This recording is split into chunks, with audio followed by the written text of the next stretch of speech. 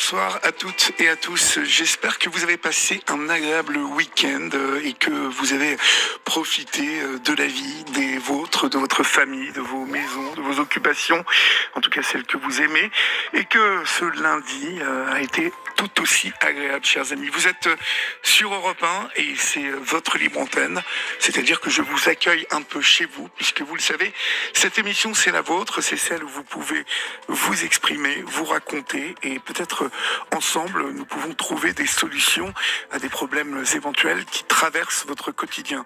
Pour nous joindre 39 21 50 centimes d'euros la minute, 7 39 21 suivi du mot nuit, écrit en lettres majuscules suivi d'un espace.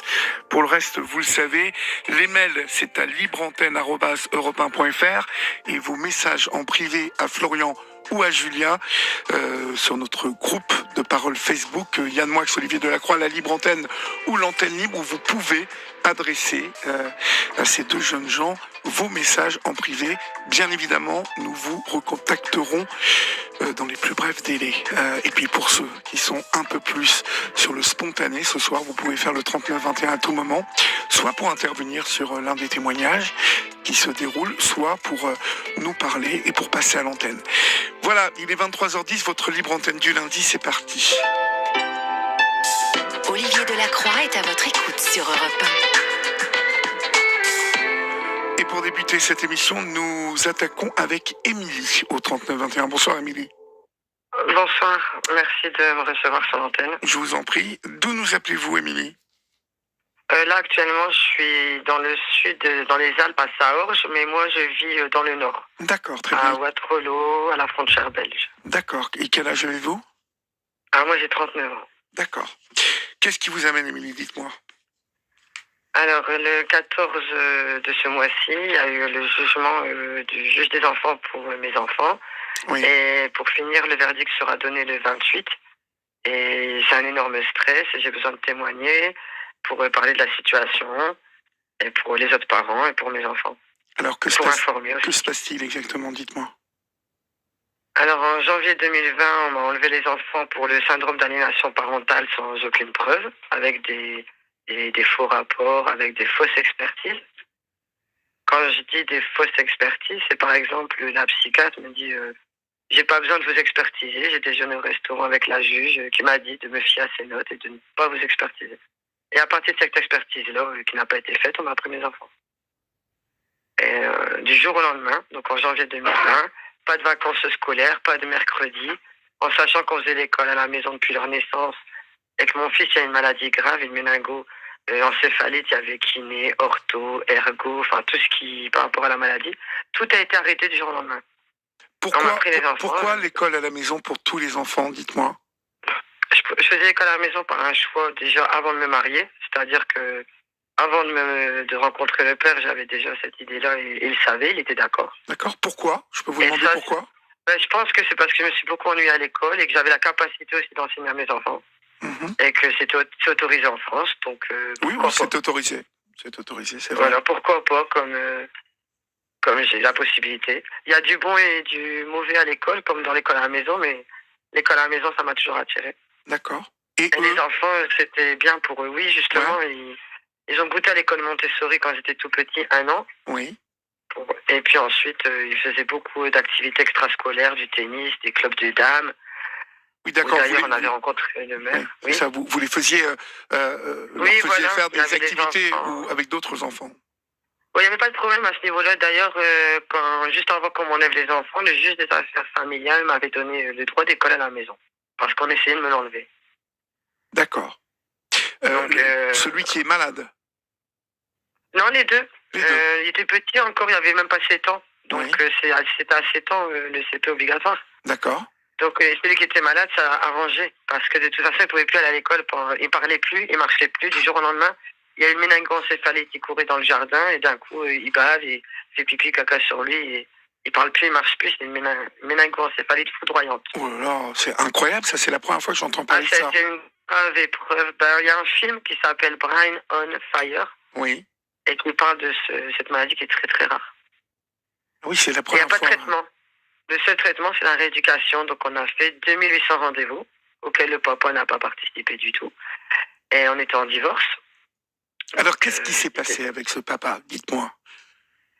c'est pas vraiment lui le vrai problème. À la base, en fait, c'est ma maman qui est contre l'école à la maison, qui s'inquiétait pour ses petits-enfants.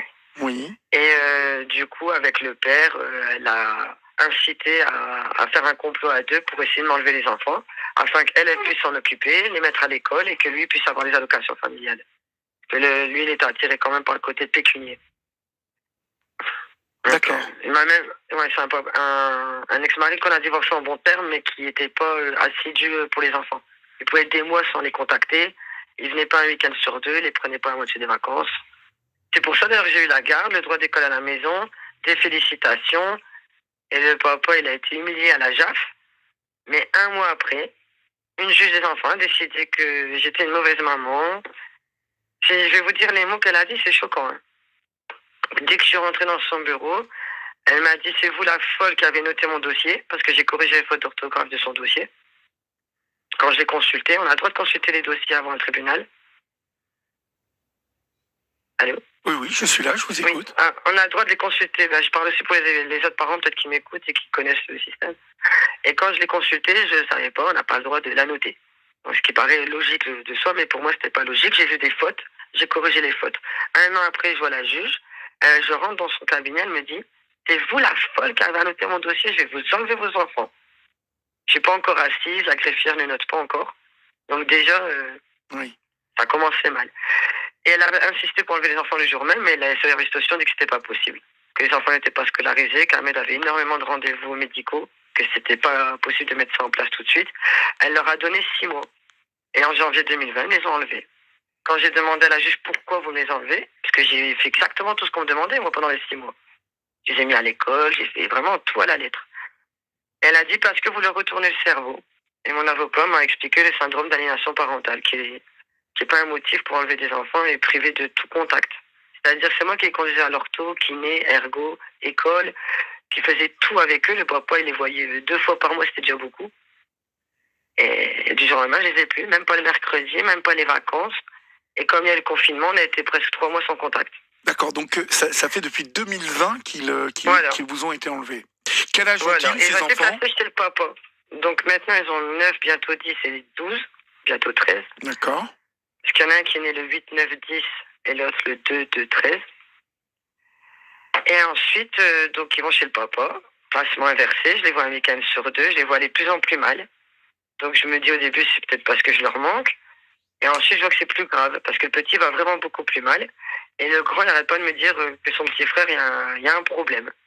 Que c'est pire pour lui que pour lui. Que c'est pire pour son petit frère que pour lui. Donc je comprends pas parce que les deux sont privés de maman. Pourquoi c'est pire pour le petit? Et à force, le grand, il finit par me parler parce que le papa, en cachette, il me les donne.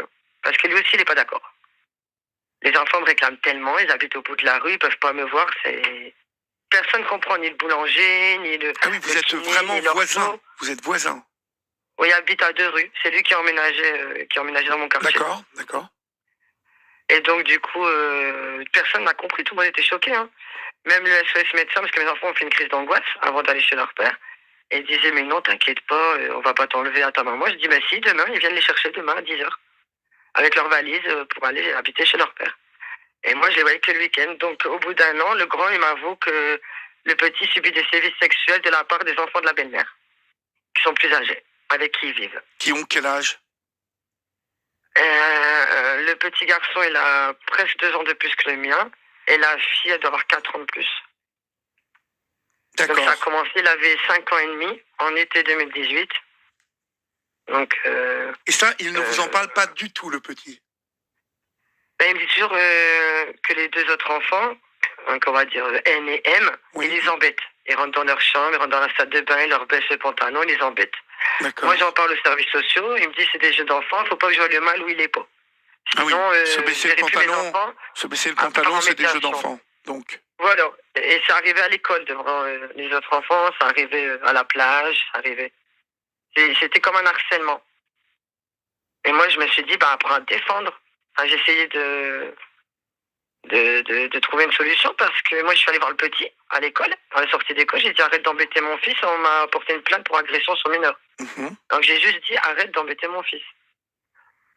Et donc plus tard, le grand il m'explique que depuis que l'été 2018, donc depuis ses 5 ans et l'autre 7 ans, donc il était un peu handicapé suite à sa maladie, le grand. Il parlait comme ça, il avait du mal à marcher sans tomber. Oui. Il a fallu 2 ans de rééducation. Et il m'a dit que la fille faisait des pénétrations digitales anales, qu'elle l'avait déshabillé, qu'elle avait mis son zizi dans sa bouche, qu'il faisait ça aussi au petit. Et le grand, il a dit qu'il avait appris à se défendre et que maintenant, on l'embêtait presque plus. Mais que le petit, c'était pire. Donc, bien pire. Qu'avez-vous fait à partir du moment où vos enfants vous racontent ça? Parce que c'est extrêmement grave, hein. 13, donc le 14, quand le petit se réveille, je lui dis que le grand, il m'a tout dit. Et je lui demande de raconter, j'enregistre, j'envoie à l'avocat des enfants. Je sais pas si je peux dire son nom. Non. Non, donc je dis pas. Et ensuite, aux services sociaux qui s'occupent de moi, ils me disent qu'ils rigolent en fait, carrément, je vous jure, au téléphone, ils rigolent. Et ils disent si c'est vrai, allez voir la police. Donc je vais voir la police, et la police, elle est tellement choquée qu'il me dit qu'il lui prend des plaintes de vol de vélo, mais pas des choses aussi graves. Il tremble, il se trompe complètement dans la plainte, et le lendemain, je dois y retourner pour tout faire les rectifications. Et j'insiste pour qu'on sorte les enfants de là, parce qu'il faut savoir, quand les enfants m'ont parlé, j'ai été voir sur Internet. J'ai appelé des tas de gens, ils m'ont tous dit tu dois les rendre au père. J'ai dit non, mais si je les rends, ça va recommencer, parce qu'ils sont là-bas, les violeurs. Et ils m'ont dit non, mais si tu les rends pas, c'est la police qui va les rendre, et toi, tu vas aller en prison pour non-représentation d'enfants. Oui, donc j'ai appelé les avocats. Les avocats m'ont dit il faut les rendre au père. Donc j'ai rendu au père. Et au bout de 5 jours, la brigade des mineurs intervient dans l'école, les prend, les interroge.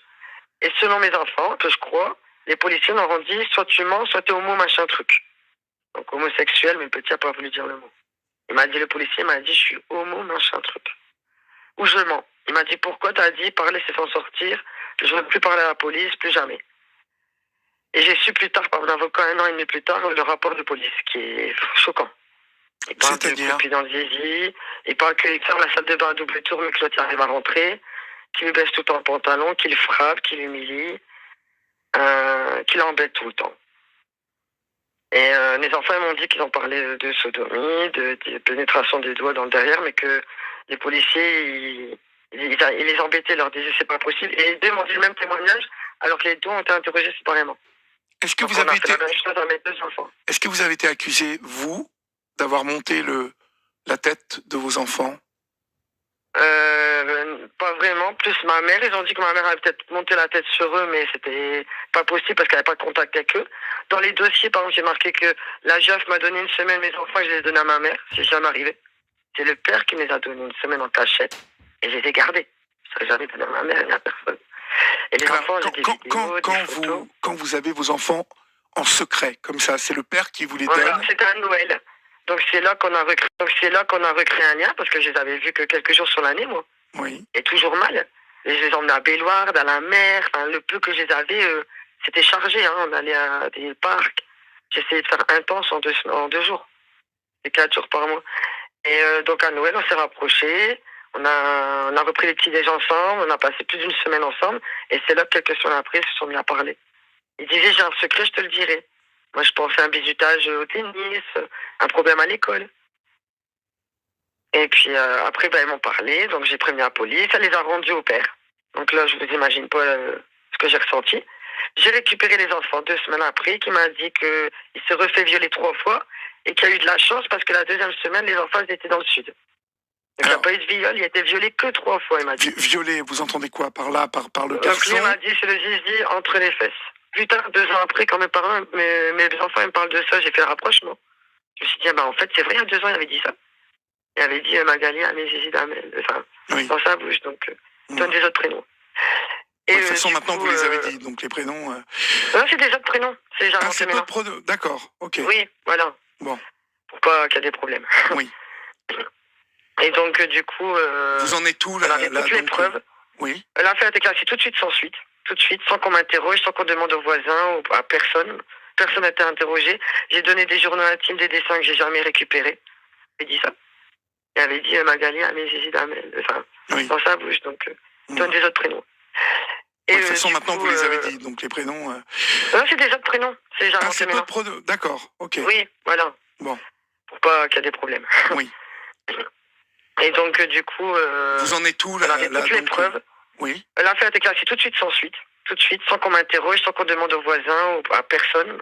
Personne n'a été interrogé. J'ai donné des journaux intimes, des dessins que j'ai jamais récupérés. Mais j'ai encore des autres dessins très équivoques. Des poèmes aussi. Des poèmes chez mon père, c'est l'enfer, qui croisent, mais pas ceux qui font les rapports et qui interrogent. Par exemple, si dans les services sociaux, il y a 5 personnes, il y en a une qui va me prendre dans les bras, qui va pleurer, qui va me dire vous êtes dans la merde, bon courage. Moi, de toute façon, je vais démissionner. Et voilà, il y a des avocats, j'en ai vu plein, et ils m'ont dit que c'était sans solution, que c'est le système qui a à revoir, que des cas comme moi, il y en a de plus en plus, que maintenant les parents ils sont systématiquement accusés quand il y a un viol. On parle beaucoup des parents que le papa, par exemple, il est violeur et que la maman n'est pas écoutée, mais là c'est entre enfants. Et j'ai su qu'il y en avait énormément aussi entre enfants. Ben, il y en a énormément. Oui, il y a des incidents entre les enfants qui, vous savez, qui sont curieux et qui... Et ils m'ont dit que c'était sans solution, que c'est le système qui a à revoir, que des cas comme moi, il y en a de plus en plus, que maintenant les parents ils sont systématiquement accusés quand il y a un viol. On parle beaucoup des parents que le papa, par exemple, il est violeur et que la maman n'est pas écoutée, mais là c'est entre enfants. Et j'ai su qu'il y en a 12. D'accord. Et ça continue donc, là pas... Ça continue Oui. Ben, en fait, moi j'ai tout fait pour qu'ils soient en foyer ou en famille d'accueil. Donc là on les a mis en famille d'accueil parce que je me suis enfui avec les enfants. Je ne vous ai pas dit, mais j'ai dû partir. Vu qu'il m'a dit, il me l'a refait 3 fois. Je ne pouvais pas les rendre. Vous comprenez? C'était pas possible. Je comprends que... Donc je suis allé à la police, à un autre commissariat. Aujourd'hui, vous m'avez dit maintenant, ils sont nés en 2010 et 2013, donc bientôt 10. D'accord. Il y a eu 10, c'est incroyable, il y a eu 10. Ouais. Et 12. D'accord. Et ça continue donc, là pas... Ça continue Oui. Ben, en fait, moi j'ai tout fait pour qu'ils soient en foyer ou en famille d'accueil. Donc là on les a mis en famille d'accueil parce que je me suis enfui avec les enfants. Je ne vous ai pas dit, mais j'ai dû partir. Vu qu'il m'a dit, il me l'a refait 3 fois. Je ne pouvais pas les rendre. Vous comprenez? C'était pas possible. Je comprends que... Donc je suis allé à la police, un autre commissariat qui m'a dit, gardez-les. Vous ne voyez plus du tout le petit? Ah non, donc j'ai demandé un coup de fil à Noël, ça a été refusé, anniversaire refusé, tout a été refusé, soit disant que c'est lui qui veut pas. Et là, le 14 de ce mois-ci, juste au moment où je vous ai contacté, il aurait dit à la juge en larmes, je veux plus voir ma mère. Et même son avocat trouve ça pas normal. Ça, c'est le petit qui dit ça, je ne veux plus voir ma mère? Voilà, parce que le grand, je le vois 1 fois par mois en lieu médiatique. D'accord, et médiatisé. Et donc, voilà. Du coup, est-ce que les 2 frères se voient? Est-ce qu'ils ont maintenu le... Très rarement, et seulement chez les violeurs. Enfin, les présumés violeurs, les enfants, chez le père. Mmh. Votre ex, là, vous l'avez au téléphone de temps en temps? Jamais. Depuis que je suis partie avec les enfants en mars, je n'ai plus jamais eu contact avec. Et il suffit qu'une fois je passe dans sa rue pour qu'ils disent que j'ai fait quelque chose alors que j'ai juste passé. Ou si je passe un coup de fil, ils risquent de dire que j'ai dit des insultes alors que j'ai peut-être juste dit bonjour, est-ce qu'on peut discuter? C'est des personnes qui sont de mauvaise foi et qui veulent pas que ça s'arrange. Le papa, il croit pas au viol. Je sais pas s'il est dans le déni. La maman des enfants, elle les a surpris dans l'acte. Donc elle sait. Elle sait. Elle a fait copier des lignes à ses enfants. 200. Je ne dois pas faire du mal à un tel, en parlant de mes enfants. D'accord, ça, ce sont vos donc, enfants. Elle les a surpris. Ce sont vos enfants qui vous ont raconté ça? Ah ouais, ils racontaient la scène, c'était incroyable, à 2 avec les mêmes mots, les mêmes détails. D'accord. Elle a ouvert la porte, elle a fait oh, mais qu'est-ce que vous faites? Ils l'ont imité et tout, hein. Donc c'était trop réaliste. On va marquer une petite pause, Émilie, si vous le voulez bien et puis on se retrouve tout de suite après, d'accord? D'accord, merci. Tout de suite. Vous aussi, venez vous confier à Olivier Delacroix en appelant le 3921, 50 centimes la minute. Il est 23h29 sur Europe 1 et vous êtes sur la libre antenne. Vous pouvez, comme cette très belle voix vient de vous le dire, faire le 3921 si vous voulez vous exprimer. Émilie, donc aujourd'hui, quelles sont les prochaines échéances? Parce que je suppose que vous n'avez pas baissé les bras et que vous réclamez la garde de vos enfants. Voilà, moi au début j'ai voulu jouer le jeu, de faire tout ce qu'on me demande. Ensuite j'ai vu ce que ça menait quand il y a eu les viols. Mais malgré tout, pour revoir mon fils, depuis 2 ans, je me tiens à carreau. Et je vois que ça marche pas, donc j'en ai marre. Je vous mens pas, comme plein de parents, on a envie d'aller les chercher. Mais quand on voit les conséquences, qu'on m'accuse de kidnapping alors que c'est mon enfant que je protège, et qu'il y a des parents qui sont en prison comme Priscilla Majani. Ah mais oui, ça c'est... Il y a Gladys aussi, il y a plein de gens qui parlent de ce phénomène, des mères protectrices qui sont privées de leur enfant. Mère ou père, hein, d'ailleurs. Mère et père protecteurs, voilà, Mhm. qui sont privés de leur enfant. Et on n'en trouve pas de solution, donc à force, on se demande s'il faut pas appeler. Ah, je vous entends plus, vous êtes... Parce que je pense que tout d'accord. le monde est concerné. Oui, Oui. Ça y est, je vous ai et tout le monde est récupéré. concerné. Je veux dire, même les gens qui n'ont pas d'enfants, les personnes qui ont des enfants, tout le monde est concerné. On nous prend nos enfants en masse. Donc, il y a des nouveaux foyers qui ouvrent. Il y a plein de familles d'accueil tous les jours qui postulent et qui ont des... Pardon? Oui, voilà, les villages. Des villages, Oui. c'est-à-dire des villages. Non, mais en fait, partout, dans les villages, dans les villes, partout, on prend les enfants. Vos enfants, donc, sont dans le Nord, ont été placés dans le Nord, là, près de chez vous? Voilà, ils ont été placés dans le Nord dans 2 familles d'accueil différentes, alors que dans la famille de mon grand, il y a de la place. Et lui, c'est dans la ville natale, alors que le petit, il a été déplacé dans une ville qu'il connaît pas. Et sans contact au début avec son frère, il n'a pas mangé pendant des mois, il n'a pas dormi, ils n'ont pas été à l'école pendant plus de 6 mois. Ils sont pas dans la même école et ils se voient que chez le père. Et votre mère, dans tout ça, elle demande d'avoir ses petits-enfants ou après avoir mis la Oui, elle a eu zizanie le droit à une lettre par mois. Et une fois, elle s'est permise d'aller sur le parking quand elle savait que j'avais un rendez-vous. Comment ça se fait que votre mère a fait ça envers vous? En fait, c'est une personne toxique qui a son vécu et qui a pas voulu laisser ses petits-enfants être élevés à ma façon. Aussi, je me suis converti à un moment. Ça aussi, ça lui a pas plu. Après, je suis sorti... Vous êtes converti? Avant de me marier. Oui. Et, mais quoi, converti à quoi? C'était aussi pour l'islam. D'accord. Et ça aussi, ça lui a vraiment pas plu. D'accord. Par contre, l'école à la maison, il n'était pas en mode musulman. C'était vraiment très ouvert. Et ça aussi, ça plaisait pas au papa. Le fait que, après, me suis éloigné de la religion, du dogme et tout ça, ça a complètement déplu au papa. Qui se sert de ça pour son fils, d'ailleurs, qui dit maman, c'est devenu une koufar. Si tu vas avec maman, Allah va te punir, tu vas aller en enfer. Donc, c'est un gros endoctrinement sur le petit. Ouais, qui marche pas sur le grand, d'ailleurs. Voilà. Et sur le grand, ça fonctionne pas du tout. Le grand, même, il a demandé à rester à Noël avec sa famille d'accueil pour fêter Noël. Et, alors qu'il devait aller chez son papa. Mais quand on parle de koufar et tout ça, on est au-delà de l'islam, là. Ah, mais à lui, il faut tuer les homosexuels. C'était quelqu'un, justement, c'est pour ça que j'ai divorcé aussi. Il est fiché S? Non, c'est juste des paroles. Ouais. C'est juste des paroles, il fait rien, il n'est même pas... Mais devant les enfants. Il n'est même pas vraiment pratique. Ah oui, les enfants, les emmènent en voiture et par exemple visiter un temple bouddhiste en disant qu'il faudrait une bombe là-dedans parce que c'est des polythéistes ou je sais pas quoi. Et voilà. Mais après, les surnoms, hein, par exemple, ils avaient une méthode pour enlever la fièvre à mon bébé quand il était petit, c'était mettre des oignons dans les chaussettes. On l'a fait une fois. Et devant la juge, mon fils, il y a 8 ans, il dit que je suis anti-médicament et que je mets des oignons dans les chaussettes du petit. Donc, chose que j'ai jamais fait. Je suis pas anti-médicament, c'était lui. Des oignons dans les chaussettes? Ouais, pour baisser la fièvre, c'est un truc de grand-mère. Ah bon? Et ça marche, ça? Donc, je veux dire, j'ai quand même donné de Doliprane, mais en tout cas, lui, c'était sa méthode. Et il renversait la situation devant le jugement, c'est pour vous expliquer le côté sournois. Il disait à la juge, elle est anti-médicament, elle met des oignons dans les chaussettes de mon fils quand il y a de la fièvre. Alors la juge, elle dit, vous savez, vous pouvez porter plainte, et lui, il rigole.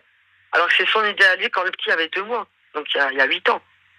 Donc, et toute la famille le sait parce qu'on le narguait un peu avec ça, avec ma famille au repas. Donc en fait, c'est comme si la parole de l'autre, elle est prise pour vraie et que la nôtre est systématiquement prise pour fausse. Si moi je dis quelque chose, je dois le prouver. Quand ça vient de lui, c'est la vérité. Et aujourd'hui, lui a des droits sur ses enfants?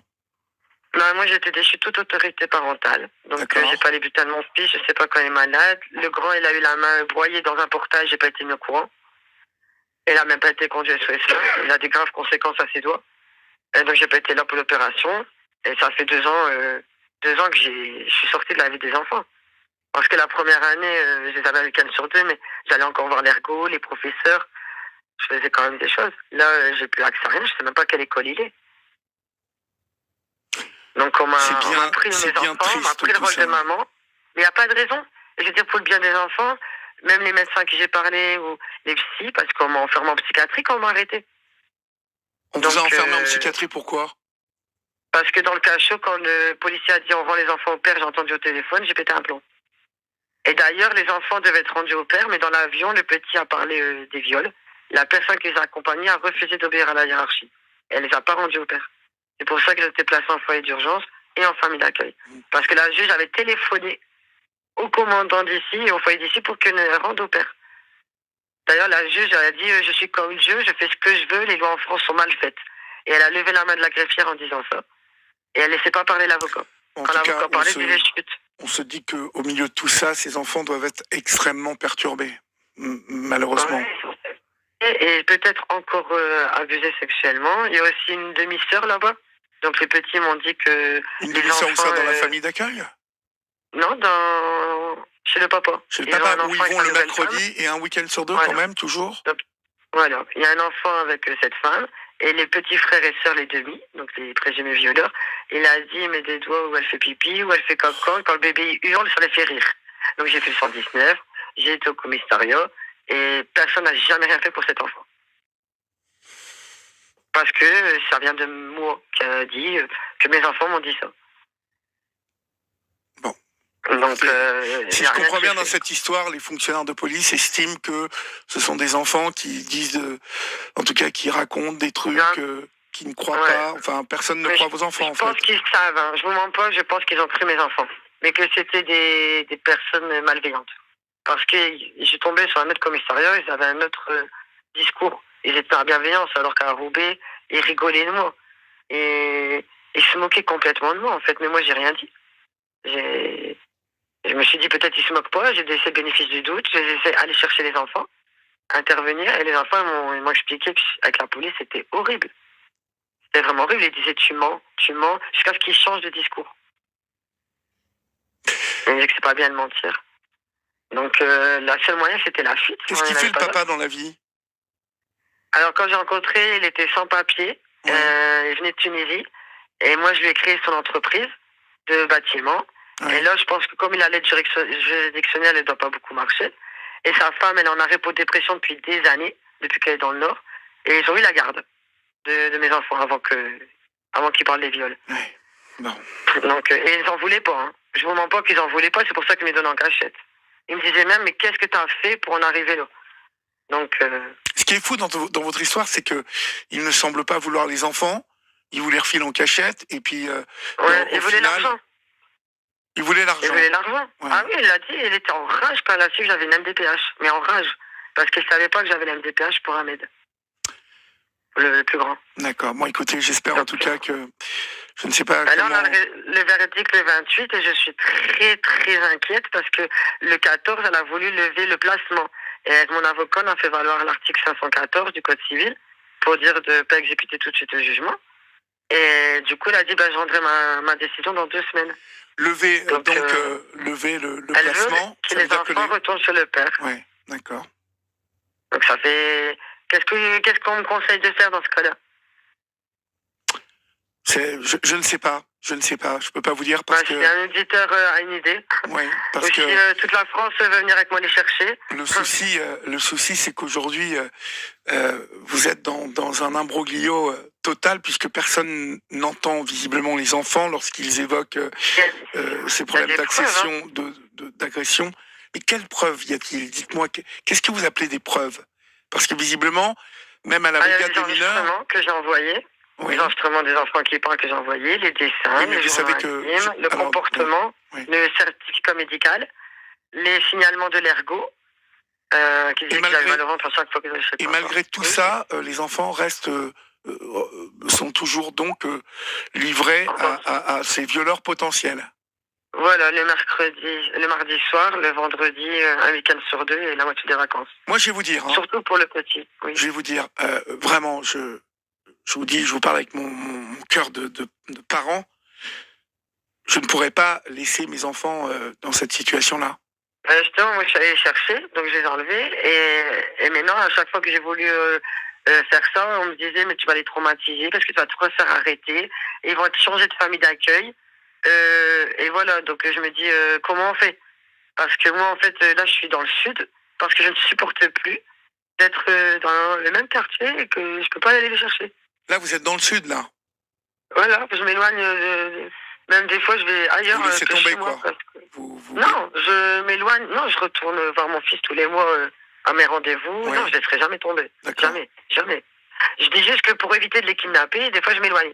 Parce que ça me D'accord. démange d'aller les chercher. Ouais. Vous comprenez, D'accord. vous venez de le dire. Je comprends C'est pas vraiment. possible à dormir la nuit le samedi soir. Je dors pas, moi, le Ouais. samedi. Mhm. Voilà. Déjà, il m'a dit, pendant qu'ils vont à Lidl, il me l'a fait. Pendant qu'ils vont à Lidl. Et quand je vois mon grand garçon, je demande est-ce que des fois papa il vous laisse tout seul. Il dit des fois ils vont faire des courses, il nous laisse. Ben, ça me rend malade. Moi je pensais qu'il me dirait non, il ne nous laisse plus jamais tout seul. Il me dit que cette femme, elle sait que ses enfants ils font seuls, la surpris. Normalement elle les surveille. Donc dans ma tête, pour survivre, je me dis que ça n'arrive plus. Sinon, je vais pas survivre. Je suis obligé de me dire que ça n'arrive plus, mais on sait pas en fait.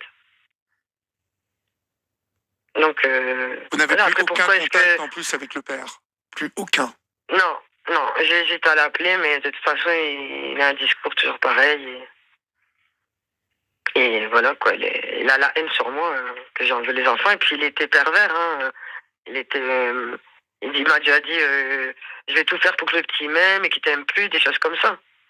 Bon. Donc, à l'époque. Pour tout ça, ça doit donner malheureusement des enfants bien abîmés.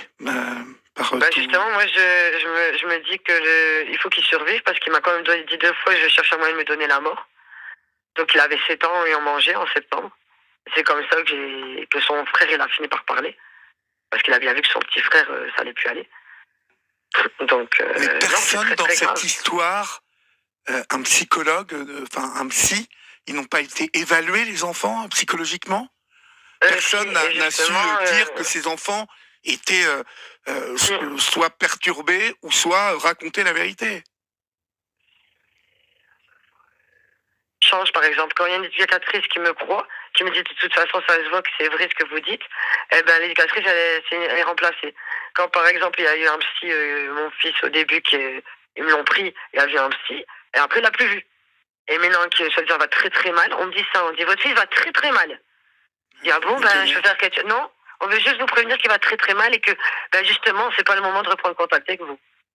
Et on comprend rien, on sait même pas quoi répondre dans ces cas-là. C'est-à-dire que, en gros, vos enfants vont mal et ça fait 3 ans qu'ils ne sont plus avec vous, même un Voilà. peu plus.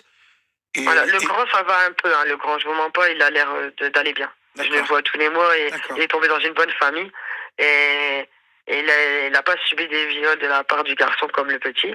Peut-être qu'il le vit autrement, mais les plus grands aussi. Mais le grand va mieux. C'est surtout pour le petit, je suis très très très inquiète. D'accord.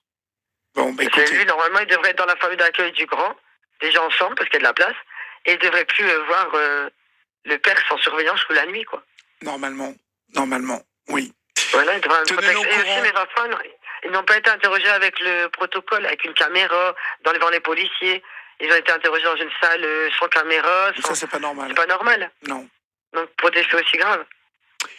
Tenez-nous au courant Ben, du je vous résultat remercie du 28, Émilie. Hein Je vous remercie de m'avoir écouté. Je vous en prie. Et puis, appelez Florian ou Julien pour leur dire comment le verdict du 28 Oui, ben, prochain. certainement, je rappelle.